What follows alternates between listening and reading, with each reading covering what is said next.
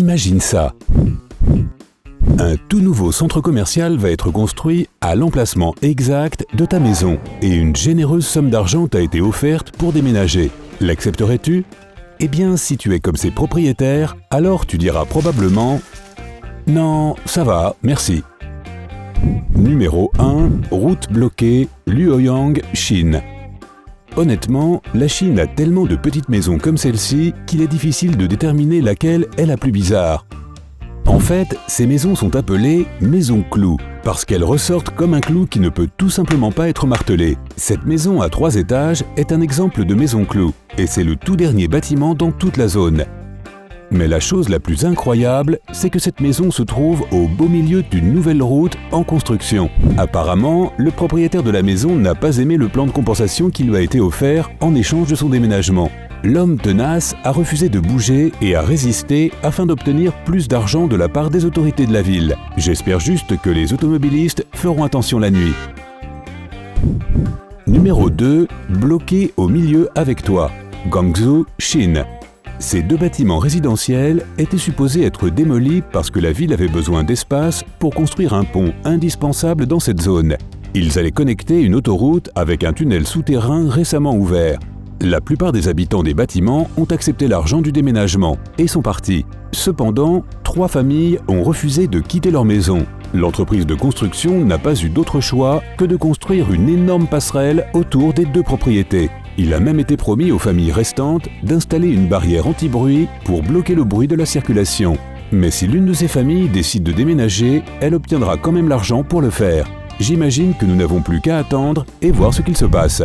Numéro 3. Edith Macefield, une femme déterminée. Seattle, Washington. En 2005, le quartier Ballard de Seattle a eu une croissance sans précédent. Des immeubles, des appartements et des centres commerciaux sont apparus de tous les côtés. Et c'est à ce moment-là que les promoteurs ont offert 750 000 $ à une femme pour sa maison qui ne valait que 120 000 $. Mais ils étaient prêts à payer le prix fort parce qu'ils voulaient construire un centre commercial à l'endroit exact où sa charmante maison de 2 étages se trouvait. La propriétaire, Edith Macefield, vivait dans cette maison depuis 50 ans et elle n'était pas prête à la quitter. Alors, crois-le ou non, elle a refusé l'argent. Mais les promoteurs n'ont pas baissé les bras aussi facilement. Ils ont décidé de construire le centre commercial malgré tout afin qu'il entoure la maison sur 3 côtés. De plus, le projet de conception a autorisé le centre commercial à incorporer la maison si Macefield choisissait de déménager. Au final, ils lui ont offert $1 million pour faire ses cartons et partir. Ils lui ont même trouvé une maison différente mais semblable dans un autre quartier et ils ont offert de payer pour les services de soins de santé de la vieille dame. Et pourtant, elle a à nouveau poliment refusé. Macefield n'était pas contre l'idée de construction d'un centre commercial à l'endroit où se trouvait sa maison. Elle ne pouvait tout simplement pas partir de chez elle. Sinon, elle était plutôt heureuse d'avoir de la compagnie. La femme est même devenue amie avec le chef de l'équipe de construction de projet, Barry Martin. L'homme lui rendait souvent visite, il l'emmenait à différents rendez-vous et il faisait même des courses pour elle. Quand Edith Macefield est décédée en 2008, Martin a hérité de sa maison. Et oui, à ce jour, elle est toujours debout. Numéro 4. Tes propres fossés personnels. Chongqing, Chine. Cette maison à Chongqing est l'une des maisons clous les plus célèbres de Chine. En 2004, il a été demandé aux 280 familles vivant dans cette zone de déménager à cause de la construction d'un nouveau centre commercial. J'ai déjà entendu cette histoire. Et comme d'habitude, les promoteurs ont offert une jolie compensation de 18 000 yuan, ce qui correspond à 2 700 $ par mètre carré. Mais cela n'était pas suffisant pour Liu Ping et Yang Wu, les propriétaires de cette maison en briques de 2 étages. Peut-être que c'est parce qu'ils avaient travaillé tellement dur en rénovant ce qui était autrefois une construction en bois passée de génération en génération qu'ils ne se voyaient pas la lâcher si facilement. En effet, cette maison avait une longue histoire. Au départ, leur demeure était une petite épicerie qui fut ensuite transformée en restaurant. Mais une fois la zone creusée pour les futures constructions, leur maison s'est retrouvée à une hauteur de 17 mètres au-dessus du sol.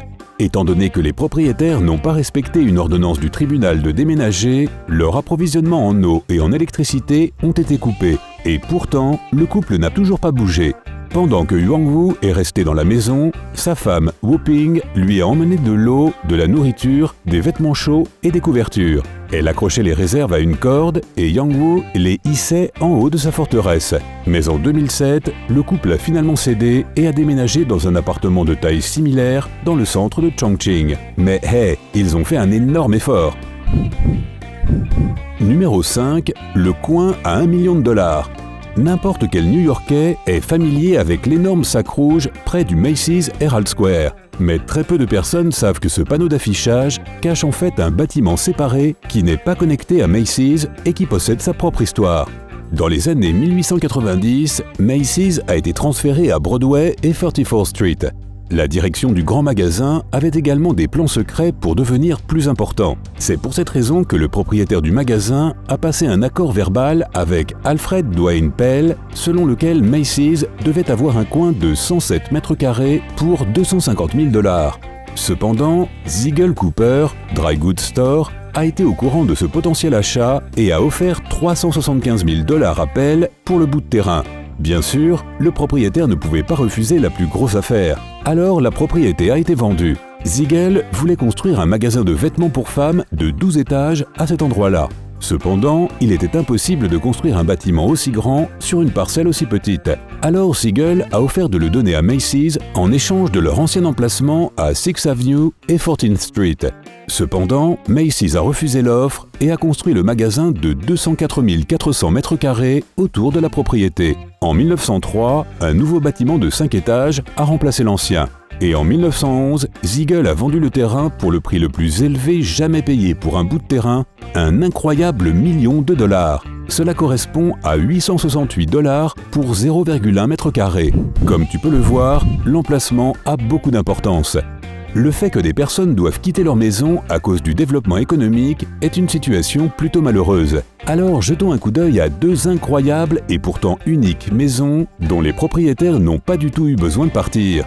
La maison de la rivière Drina. Non loin de Baïna Basta, en Serbie, tu peux trouver une petite maison mignonne perchée sur un rocher au beau milieu de la rivière Drina. L'histoire raconte qu'en 1968, des adolescents sont tombés sous le charme du rocher parce que c'était un excellent endroit pour bronzer et nager.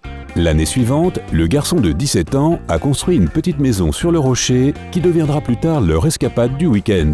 Pour construire cette maison, ils ont transporté les matériaux de construction par bateau et kayak.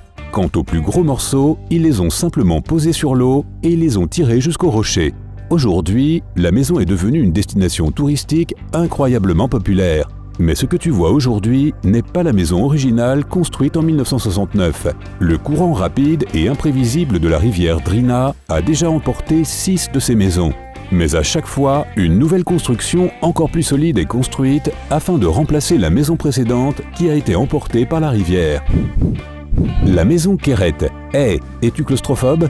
Alors n'envisage même pas d'acheter la maison la plus petite du monde. Elle est nichée entre deux bâtiments dans le centre de Varsovie, Pologne. La maison fait seulement 1 mètre de large au point le plus étroit et 1,5 mètre au point le plus large. La structure en fer de la maison supporte 2 étages. Et comme n'importe quelle autre maison, la maison Keret a une cuisine, une salle de bain, un salon et une chambre.